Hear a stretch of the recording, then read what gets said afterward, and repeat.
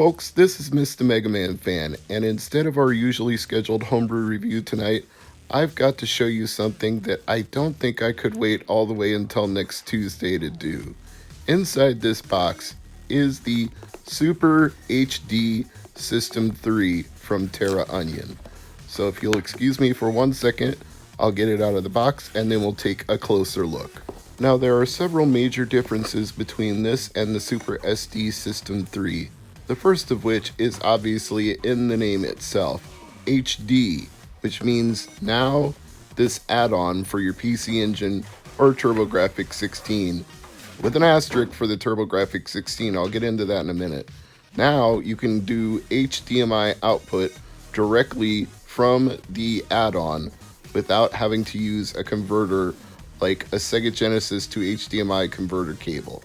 Now it will just output HDMI directly to whatever HD monitor or television you want. It still has an RGB output if you want to use the Sega Genesis Model 2 cable, but you can't use both at the same time. You can output HD or you can output RGB, you can't do both. Another major difference is this version supports SuperGrafx games, which the previous version could not do.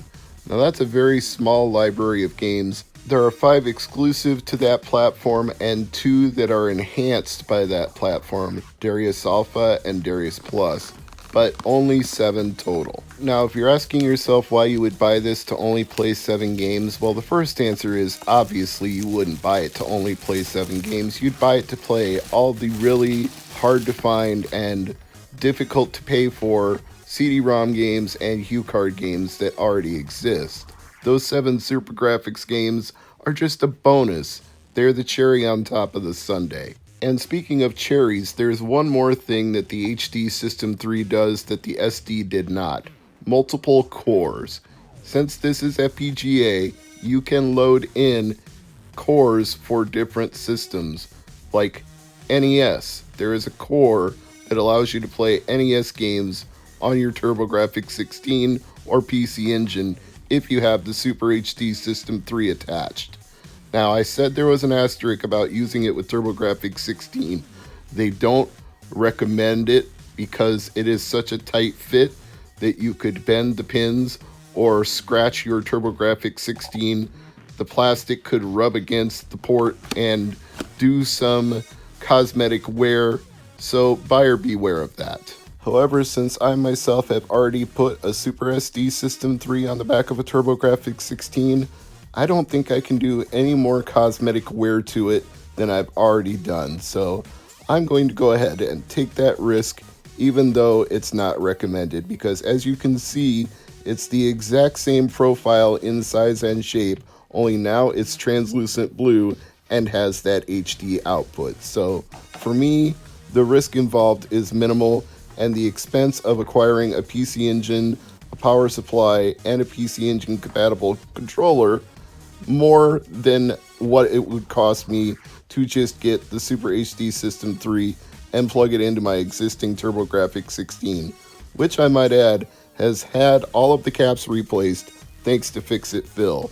So this is essentially a good as new TurboGrafx 16 and should certainly work fine with the Super HD System 3 as long as I slide it on carefully and make sure all the pins are aligned. Let me just give a word of advice to people who are going to do this, even though it's not recommended. Go very slowly. If you feel like it's not lined up, if one side is too far ahead of the other side, stop, pull it off, and start again. There's no need to rush.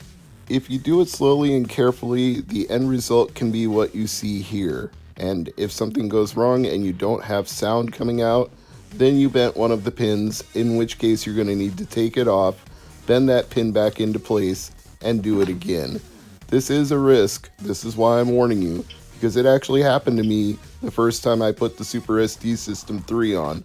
I went too fast, I bent one of the pins, and there was no sound for Castlevania Rondo of Blood. So I had to do the whole thing over again. And since I brought up Castlevania Rondo of Blood, why don't we just go ahead and play that right now to see whether or not the sound and everything else are working perfectly. Incidentally, I should say that I can already tell that having direct HD out instead of going through the Sega Genesis RGB and converting that to HDMI, it's much cleaner. This is a much better color palette. It's much better resolution. There's no scaling or converting of an RGB signal to an HD signal here. So I think I would have paid the price for this alone, which I split up into 4 installments of $80 each, or thereabouts when you factor in shipping. Might have been like $81.50 each, because I think it was $6 shipping. I know that's not cheap. This is what they would call a bespoke system. I'm not saying it's for everyone. I'm saying there's value to it because when you consider what certain games would cost you and the ability to play them on authentic hardware without spending more than the hardware cost itself, you might be able to justify that. Go back to those SuperGrafx games I mentioned. If you bought a SuperGrafx and you bought every game for the SuperGrafx, you would spend a lot more than 4 installments of $81.50. You would probably spend at least $1,000, maybe a couple grand, especially because I think one of those SuperGrafx enhanced games, Darius Alpha or Darius Plus, is super rare. It was a mail-in order game only. You had to buy a previous game and then send in a coupon to get on the list to buy that other game. So you're talking like that game alone probably being $1,000 without me even looking at price starting to check. I think that's pretty reasonable to say. There's another feature that I haven't mentioned yet, and that's the onboard reset button. If you just tap it, it'll reboot the game. But if you hold it down for several seconds, it will actually take you back to the menu itself where you can select a new game. However, you don't have to use that button. It's a little bit out of the way. It's on the back of the system. You may be sitting opposite to the back end of your TurboGrafx or PC Engine. So an alternative way to do that would be to select the in-game triggers. This too is an improvement over the SD System 3 because I found a lot of the time when I turned on the in-game triggers, it caused compatibility issues. Either the game would not run or it wouldn't run properly, or the trigger itself would not work, which is holding down the select button and the run button together for several seconds. But on this Super HD System 3, that issue seems to have been addressed by the people at Terraonion, because once I turned it on in the menu and went back into different games, I found that the in-game trigger worked on anything I tried. SuperGrafx game, original TurboGrafx / PC Engine game, CD-ROM game, whatever I tried, the in-game trigger seemed to work immediately and accurately. I'll show you right now by doing it in 1941, which is one of those SuperGrafx exclusive games. I'll play it for a few seconds, then I will pause it, and then I will use the in-game trigger by holding select and run, and it will take me back to the main menu, which it's just so freaking convenient to do that it is a game changer. You can now get in and out of your games in just a few seconds, go back to that micro SD card, select another game, and you're good to go. It's like having the EverDrive in your Turbo Express. It's that convenient, where on the Turbo Express you could just squeeze the button on the back and you could go back to the menu. You get that same feeling here with select and run. You just go right back to the menu, pick another game, Bob's your uncle. It is so nice. I'm floored by how cool this product is.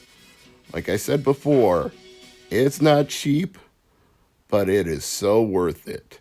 I got mine from Stone Age Gamer, which also came with a couple of download games as a bonus pack-in. They are in a zip file that you get with your order, so you can download them right away and play them on an emulator, and then you can load them on your micro SD card of choice when you get the system in the mail. And speaking of which, it supports up to a 400 gigabyte micro SD card, which I'm pretty sure would be more than enough to cover the entire library of TurboGrafx, CD-ROM, PC Engine, and SuperGrafx games. You could probably fit them all into less than that. I'm using a 128 gigabyte micro SD card and I haven't run out of room yet.